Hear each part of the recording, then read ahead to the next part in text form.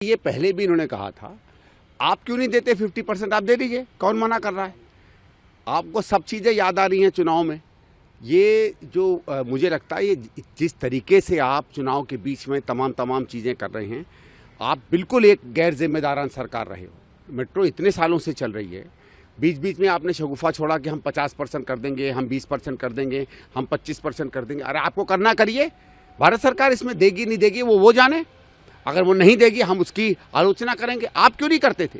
और आज करने का क्या मतलब? और ये यही है, सीधी बात है कि हम देना चाहते हैं, भारत सरकार नहीं दे रही, ठीकरा किसी और पे फोड़ दो। आप क्यों नहीं करते? अब मैं ये पूछना चाहता हूं कि शीला जी के समय में 200 किलोमीटर बन गई थी और 190 किलोमीटर का सैंक्शन 2011 से काम चालू हो गया था। पहले आप झूठ में कहते हो कि सारी लाइनें मैंने बनवाई। जब मैंने सिद्ध कर दिया कि आप एकदम झूठ बोल रहे हो, तो पता चला कि आपके अंदर में तो 64 किलोमीटर तक नहीं बनी। हम लोगों ने 300 साढ़े 300 किलोमीटर बनाती हैं, आपसे 64 किलोमीटर नहीं बन रही है 10 साल में, और आप डींगे मारते फिर रहे हो। और किस बात की सब्सिडी कोई और देगा? आपको देना दो, क्यों नहीं आप दे सकते? मुझे मालूम है इसलिए नहीं दे सकते क्योंकि खजाना खाली हो जाएगा। अभी ये बात कहने की नहीं है, लेकिन जिस तरीके की इन्होंने लोगों के सामने वायदे किए हैं, देखिए दिल्ली सरकार के पास कुल गरीबों पे और काम पे खर्च करने के लिए केवल 37,000 करोड़ हैं हर साल के, और ये 30-35,000 करोड़ का तो वायदे कर चुके हैं। तो जितनी अभी स्कीमें आती थी, इसका पैसा कहाँ से आएगा? स्कूल कहाँ से चलेंगे? अस्पताल कहाँ से चलेंगे? पानी कहाँ से आएगा? ये दिल्ली का बिल्कुल भट्टा बैठा देंगे और केवल झूठे वायदे करेंगे। कर पाएंगे नहीं क्योंकि इनके पास पैसा है, फिर रोते रहेंगे कि भारत सरकार ने मुझे काम नहीं करने दिया।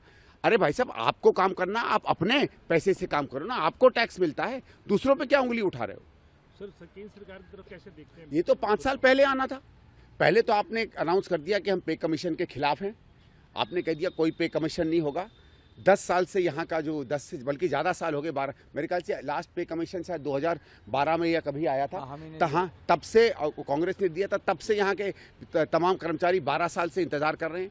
आज जब आपको पता चल गया कि आप दिल्ली में सफाचट होने वाले हो, चाहे सेंट्रल गवर्नमेंट एम्प्लॉय हो, चाहे दिल्ली का एम्प्लॉय हो, चाहे पूरे देश में एम्प्लॉय हो, वो बहुत नाराज़ है आपसे कि उसके अधिकार की आपने चीज़ नहीं दी, तो आप अचानक पे कमीशन आपको याद आ गया। ये क्या मतलब है भाई? पहले क्यों नहीं दिया था? और आपने, मैं ये नहीं समझ में आता है, आचार संहिता लग जाती है, उसके बाद भारत सरकार कैसे कोई नीति की अनाउंसमेंट कर सकती है? इलेक्शन कमीशन कहाँ है? और क्या सच्ची में ये करेंगे क्या? जो इनको चीज़ें केवल चुनाव में याद आती हैं, आज तक मोदी जी ने आगे चल के वो चीज़ें नहीं की, तो मुझे तो पूरा शक है कि कोई 8th पे कमीशन होगा नहीं। सर, आखिरी सवाल, आज बीजेपी अपना संकल्प के राष्ट्रीय अध्यक्ष खुद वो जारी करेंगे और पूरा विजन दिल्ली के लिए, दिल्ली चुनावों में क्या रहने वाला है उनका, वो बताएंगे? अभी तक तो कोई विजन दिखा नहीं, 10 साल में तो कोई विजन दिखा नहीं। MCD इन्होंने चलाई, कोई विजन दिखा नहीं। DDA का कोई विजन दिखा नहीं।